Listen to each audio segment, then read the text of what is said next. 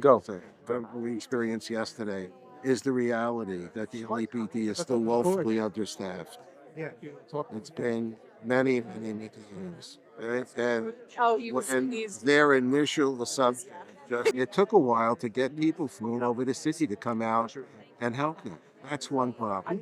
Second problem is for the police. But they were understaffed.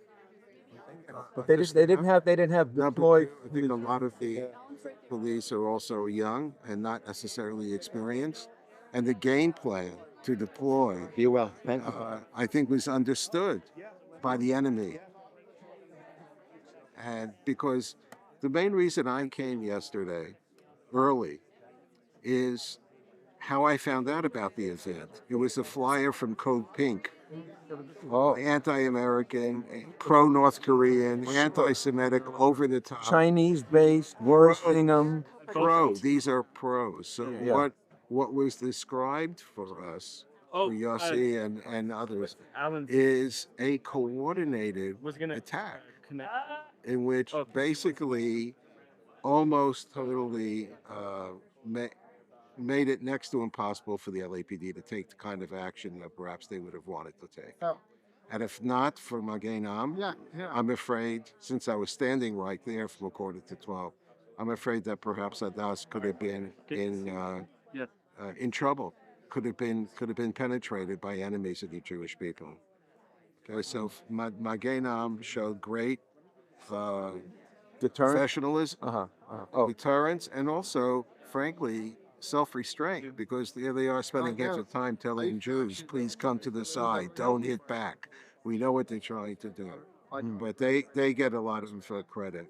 If you read between the lines of their press conference today from the mayor, is that there are, at least theoretically, some steps I'm listening. that can be taken based on laws that exist but have not necessarily been applied. So the next step, as you heard, that she's going to be speaking to the city attorney, and that has to do About with arrest? issues dealing with masking and dealing with when can the LAPD call something illegal. And that may have to do with the whole issue of whether or not the city is going to start taking the law, which says technically you need to have a permit. If you don't have a permit, there are a lot of technical questions, and instead of grandstanding on the particulars, because that's where we're going to find out what is actionable, what laws and regulations may have to be changed. There is a whole lot that can be done under what seems to be existing rules that have not been applied. So that has to be clarified. She's going to the city attorney in the next day or two. You can't ask for more than that.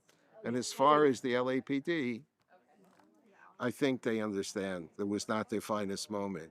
And when they, in our private meetings, heard from me, someone who's been probably their number one public advocate for the last 10 years, Absolutely. that it was confirmed that they need to do a lot better. I think they get it. I'm going to have also a meeting tomorrow with Chow. And we're going to, continue to push. But at the end of the day, they have to be part of the solution. The PD cannot be part. Okay? Who has to be part of the The solution? LAPD. Okay. What about the district attorney? Because that's where my case got turned away. They said, well, they're not prosecuting. If it's only an assault, they consider that a misdemeanor. There are two issues. First of all, obviously, the issue of the district attorney conversation. But I think what we're talking about here is how do we make sure our schools are safe in real time? What are the tools that the LAPD need in order to see that places of worship are sacrosanct? That's one issue. The other issue, which is a massive issue here and in New York and Chicago and elsewhere, is having DAs that simply will not prosecute that kind of behavior.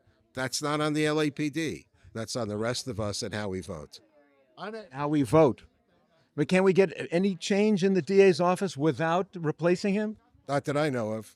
not unless he feels that the only way he can stay in office is to change.